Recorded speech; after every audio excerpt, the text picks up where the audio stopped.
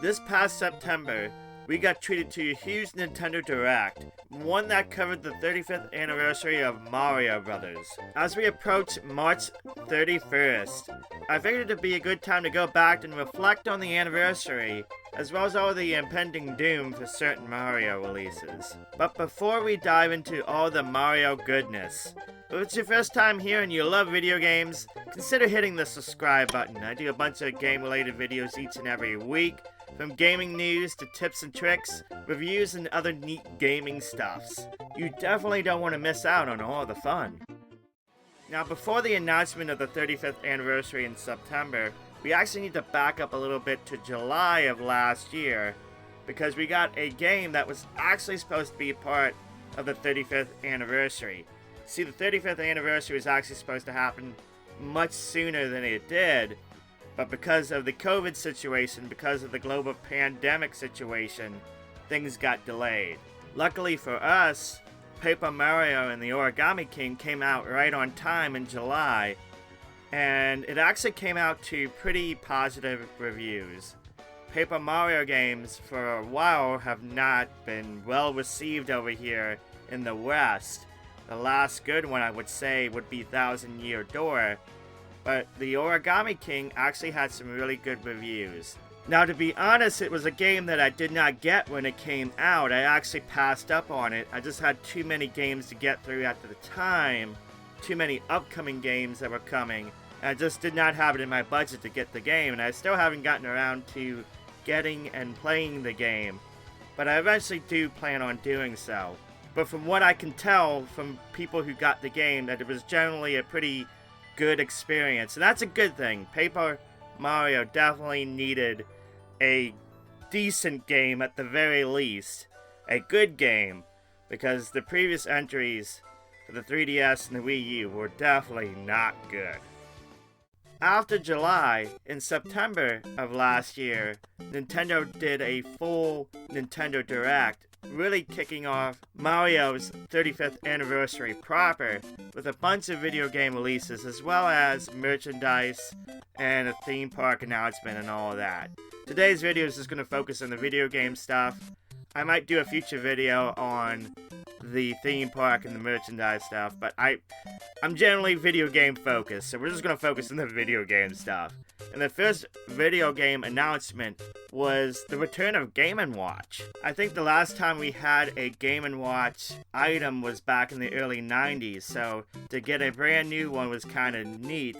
And in this one, they were including the original Mario Brothers, as well as what we know as the Lost Levels, but actually true Super Mario 2 in it, as well as some bonus stuff. And it was a nice, neat device.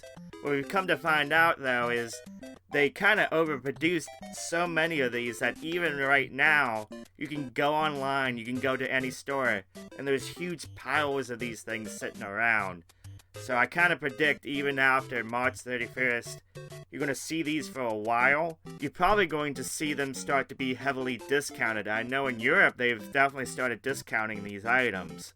As for myself, it is an item I did not get, just because I really have so many versions of Super Mario Brothers. Though, again, I'm kind of waiting for a discount because these things are just everywhere. I actually been in 2 GameStops the last week and they just have these huge piles of these just everywhere. Walmart has them just everywhere. It is a neat device. It isn't actually that expensive. $50 isn't too bad for a limited device, but again, just like myself, I feel like others just have so many versions of Super Mario Brothers, and really, it's just going to be a device that you're going to play with a few times, and it's just going to sit on a shelf and look good. Still, I kind of wish that they would do some more of these in the future, maybe something different with the original games, rather than just re-release stuff, but again, it still was a nice little neat limited edition thing and perfect for collectors. In keeping with the classic Mario Brothers, Nintendo landed a bombshell on us with a brand new game of sorts, a Battle Royale game, featuring 35 Marios at the same time. Now this game, Super Mario Bros. 35, is a game that I actually absolutely love. but it came with a little bit of a problem, and I'll get to that in a moment. So it was brought to Nintendo Switch Online as a free-to-play title, which was perfect. A game to really promote getting Nintendo Switch Online, and it was such a neat concept. You play Mario Brothers, the original game, going through these levels, alternating order, different ones. You can select ones to go into the level against other people, and it's random in an order.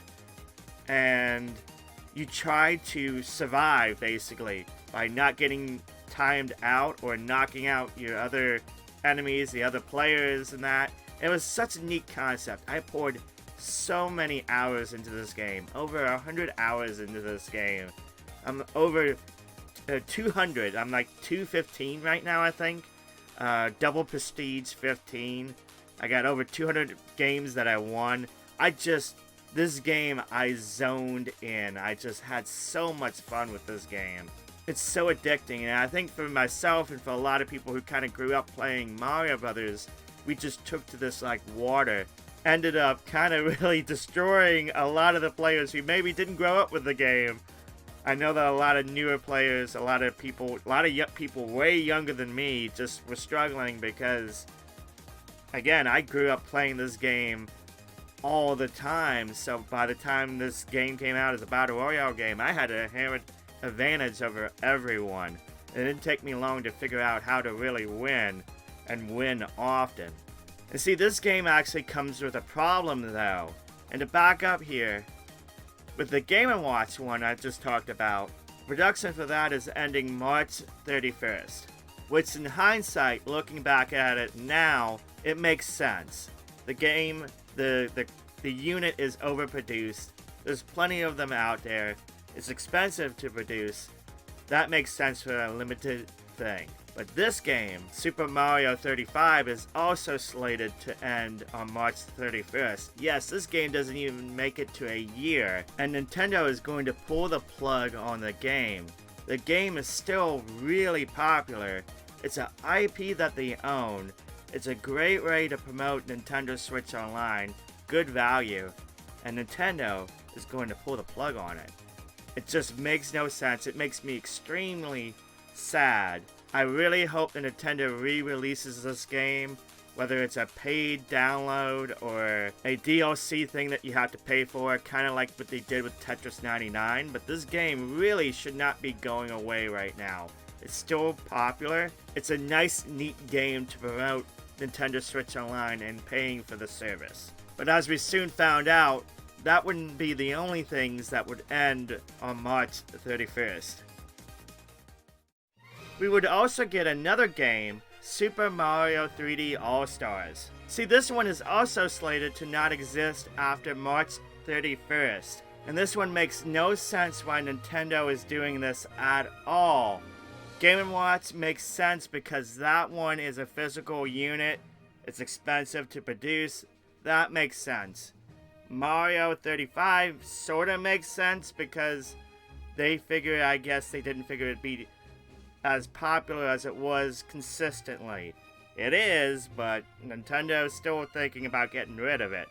But in this case, 3 of Nintendo's best platformers, Mario themed, Mario 64, Sunshine, Galaxy, all been HD-fied with a little bit of tweaks.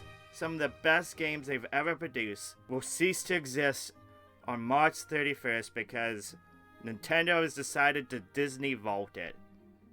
Now, the collection itself, there was a little bit of controversy as far as they really didn't improve a whole heck of a lot of it. They kind of just slapped it on the cart and here you go. But really the controversy lies in the fact that they decided to Disney Vault games that people wanted to play on the Switch.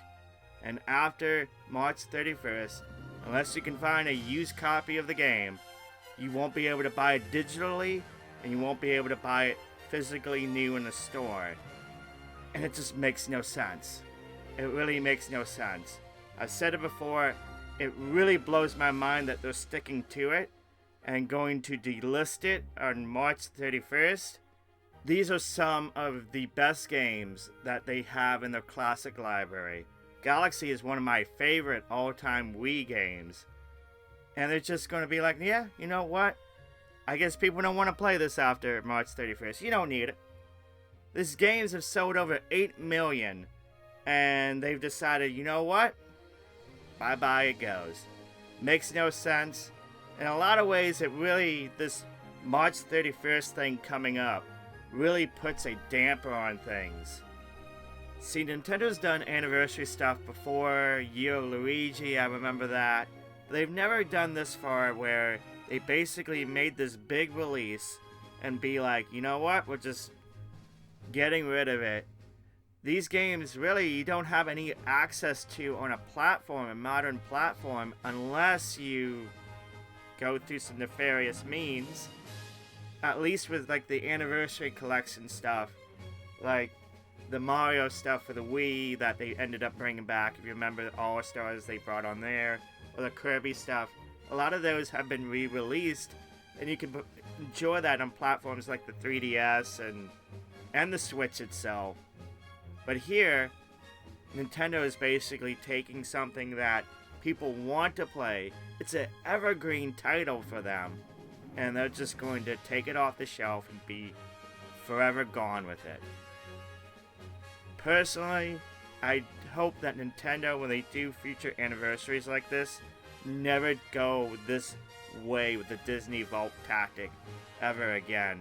To have so much stuff just be bye-bye on March 31st at a certain date. It just makes no sense.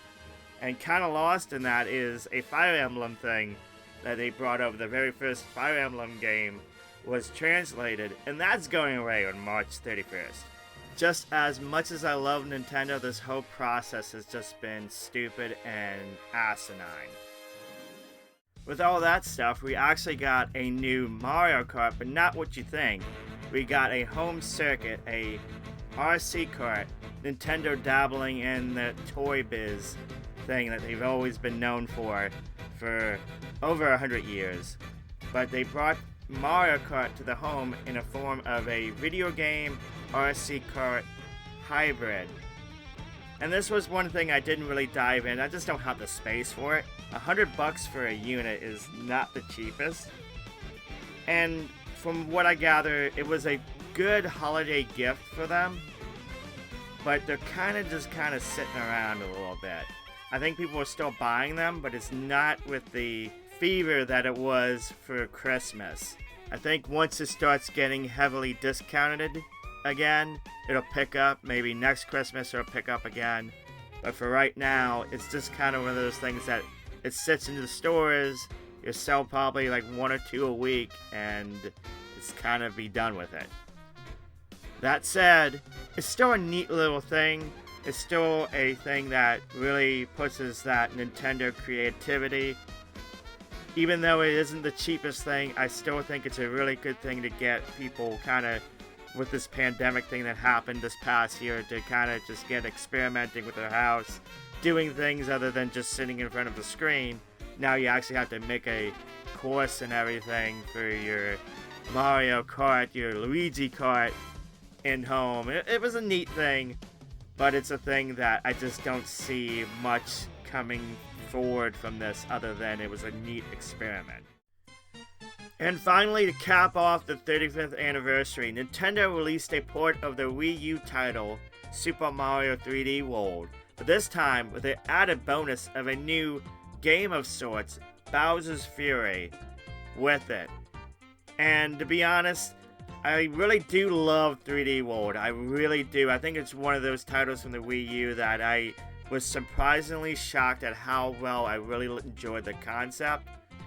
And I was really excited for the port, not only because of Bowser's Fury, which I'll get to, but I was excited because the multiplayer, which was the best thing about 3D World, was finally getting a online multiplayer, a proper online multiplayer. And unfortunately, the online multiplayer is extremely lacking in quality, to the point that beyond 2 people, it really doesn't behoove you to really play in 4-player multiplayer with any kind of precision. The game just lags. Online is not consistent. If you play with anyone that's really far away from you, it just gets to be horrendous. If you're playing with people in Europe, Australia, and Japan, forget about it. It's just impossible to do so with this game. And it was just a big disappointment in that regard. I still love 3D World. I love the original game. I still like it here, but that online multiplayer, Nintendo just has dropped the ball on it. Now, Bowser's Fury is the extreme bright spot to the game because Bowser's Fury and everything about it is awesome. It's not a long game. You'll probably complete it in like 3 hours. You'll probably 100% it in around 5 to 6 tops. It's not long, but it sure is sweet. It gets me super excited for future Mario games if they're going to incorporate this in it. Overall, I still like it. I still am glad to have the release. That online multiplayer just extremely disappoints me. But it was a decent cap to Mario 35th Anniversary. And before I leave today, I really want to just kind of do an overall reflection on the 35th anniversary of Mario. And I'm happy to experience the fact that they brought over the classic Mario games over, the 3D Mario games over. I'm happy that we got to play Super Mario 35. I'm happy that we got a Wii U port over with 3D World, which is an excellent Mario game that I think that a lot of people slept on. I'm happy that we got to experience Bowser's Fury, but it is a anniversary that got marred by really poor Nintendo decisions. That March 31st thing just makes no sense. And it really, they should have read the room. They should have realized that, you know what? Let's not limit this release. Let's keep this going. Let's not limit and not have Super Mario 35. Let's keep that going. Let's add some DLC thing to it. Let's have some proper online for 3D World. There was just a lot of decisions that just didn't make sense in the long run, that they just kind of just dropped the bar on it. And there's some really good high points in this, but whenever I'm going to think about 35th anniversary for Mario, I'm just going to think about Nintendo just making those really poor decisions. But anyway, that's my thoughts, my reflections on the Mario 35th anniversary. I'm curious to hear what you guys think of this past year, the 35th anniversary of Mario. What was your favorite high points? What were your low points, or maybe things you didn't agree with Nintendo? But anyway, that's all I have for today. I just wanted to reflect on this anniversary. If you liked the video, give it a thumbs up. If you haven't subscribed, consider subscribing. Again, I do a bunch of videos every week on gaming. I also have a 24-hour marathon this weekend on Twitch. My Twitch subscribers blew away the sub goal, and we're going to have our first 24-hour marathon for myself in over 2 years on Twitch. It's going to be a blast. There'll be a bunch of games being played during the event. I encourage you guys to go check it out. I'll have some information down below about the marathon. Anyway, guys, have a wonderful day, and I will catch you next time.